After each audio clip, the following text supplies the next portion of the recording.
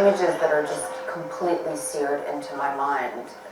Still photographs almost, mostly of children's faces and of the way that the trauma of everything that they've been through just plays out on them. My name is Arwa Damon. I am a journalist. I've spent the majority of the last 20 years in war zones, and it was that experience that eventually in 2015 led to me deciding that I needed to do more than just report the news. And so I founded and launched my charity, Inara. Being this close to the fighting, one can't help but to think, but to wonder about the fate of the civilians who potentially might be trapped inside. Her name's Mariam. She's 10, and there with her older sister Inara. They say a mortar hit their house just as they were trying to make a run for it.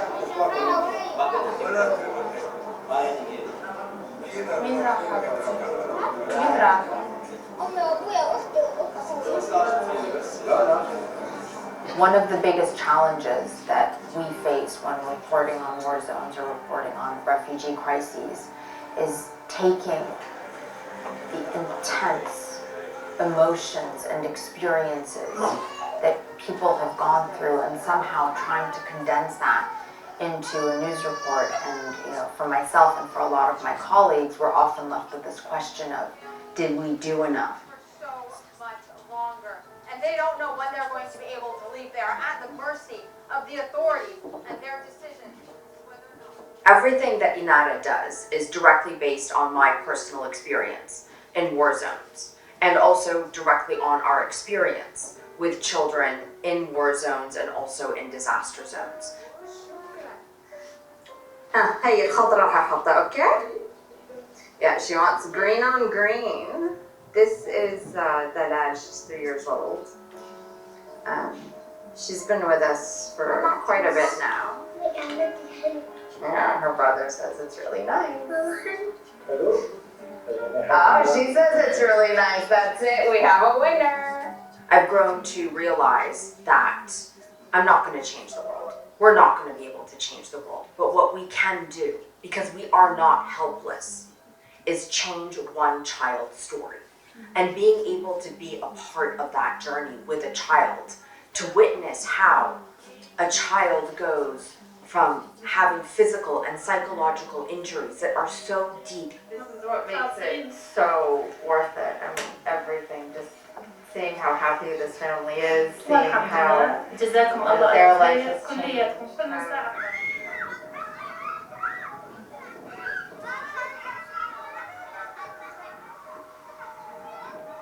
أهلين عجبوك الألعاب؟ Well, they're saying that their son used to, he started speaking a little bit. He knows at least making sentences. And now he doesn't really say much, he just kind of mumbles. Oppa! Hey, بدك إياها?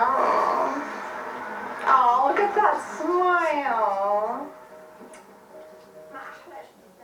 They lose the spark of life in their eye to all of a sudden realizing and recognizing that despite everything that they have been through, their dreams are not dead, that they can still regain agency over their own life, that they can go back to school, that they can interact with their peers, that they can set bigger and better goals and ambitions for themselves.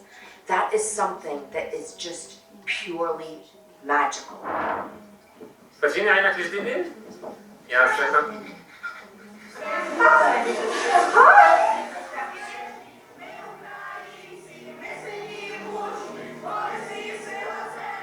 What we need to realize is, despite the fact that we may seem overwhelmed by everything that is happening around us, we still do have an obligation and an ability to make a difference in the lives of those who are the most innocent.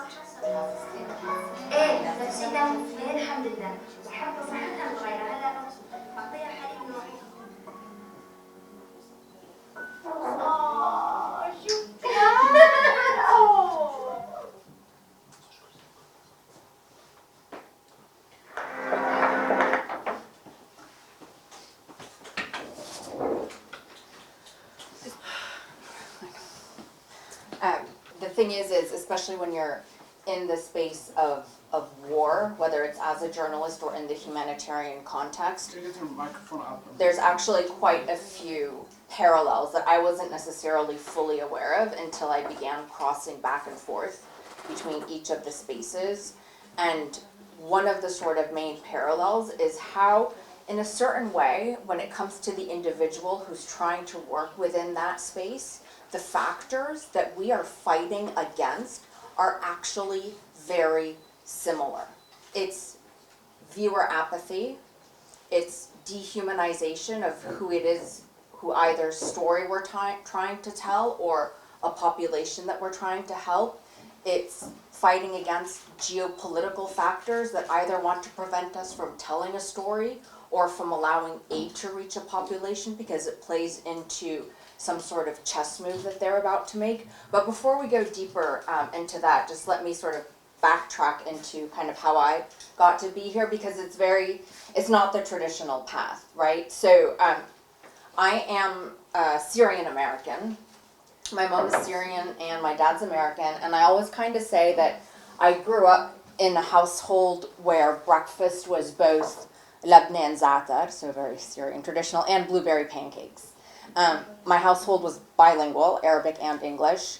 I didn't realize the difference between the two languages until I was about 3 years old. I was born in the US, and then we moved to Morocco, and then we moved to Turkey as a family. My parents were in education, so it was a very sort of cross-cultural experience. I studied biology and French in college in the US, and then I was in New York. I moved to New York not really knowing what I wanted to do with my career, not really knowing what direction I wanted to go in. I kind of thought I would end up, in conservation or, fighting for nature. And then my life kind of took a sharp right turn when 9/11 happened. So I was in New York when 9/11 happened, and obviously I remember the fear that it generated. I remember the way that people came together in this very sort of fundamental core way of just wanting to help each other, and the lines of people wanting to donate blood and everyone just trying to pitch in where they could. But it lasted for such a short period of time, it actually scared me. And it was quite quickly sort of flipped over into the dehumanization narrative that was really being put forward, that started off first, for not so much the war in Afghanistan, not so much the war against the Taliban, like that kind of, in the mind of many, was much more justified than when it began flipping over towards the war in Iraq. Because in that moment, it went from, especially in the eyes of the Middle Easterners, it went from a war on terror to actually being a war on Muslims all over the world. And the dehumanization was very strange for me, because I was actually spared a lot of its impact because I look the way I look and I sound the way I sound.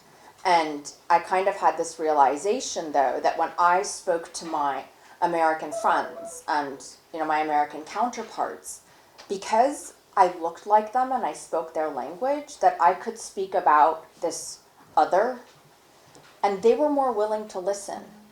And that was kind of what pushed me towards journalism, was the dehumanization that took place post 9/11 of an entire people.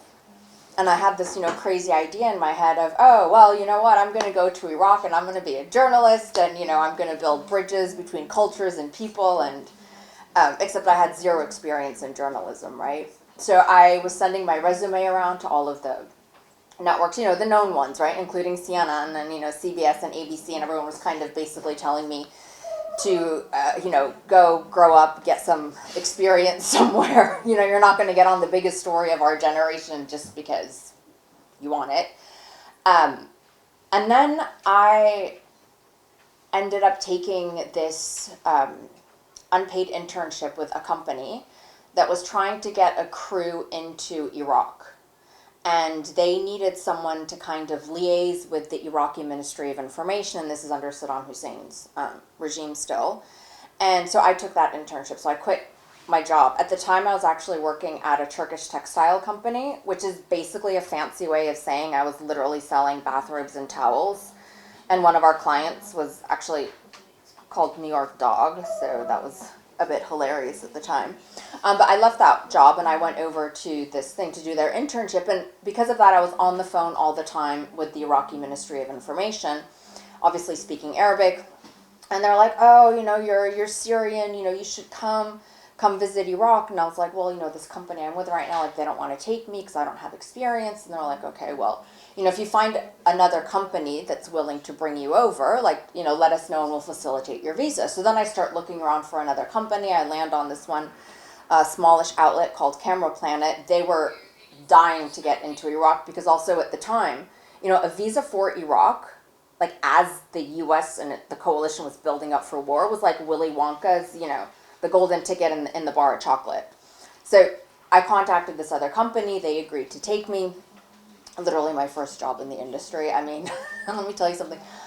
Iraqi Arabic is very different than the Arabic that I'm used to speaking. So I could grasp enough to be able to sort of translate an idea of what was happening. But then I remember when we'd go back to the hotel, I was like sneaking out of the room and trying to find someone in the lobby to be like, can you translate Iraqi Arabic into like Syrian Arabic for me, please?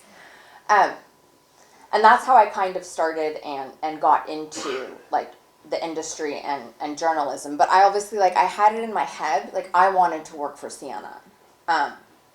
And CNN still didn't want to hire me.